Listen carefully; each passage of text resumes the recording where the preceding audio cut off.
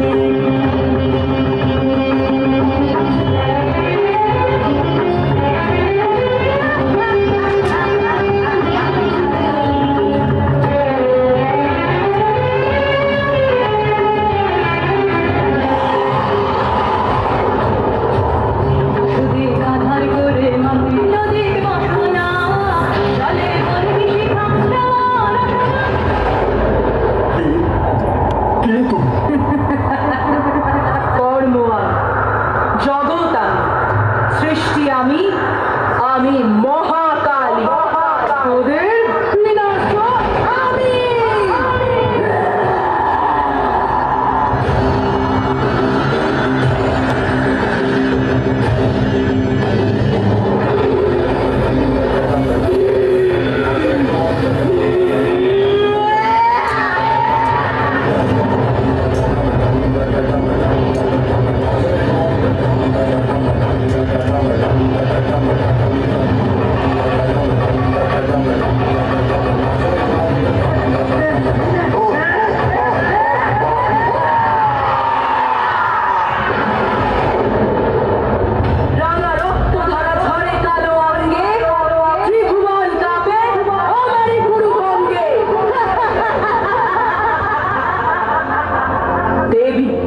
আমি আপনার কার্য সিদ্ধি করেছি।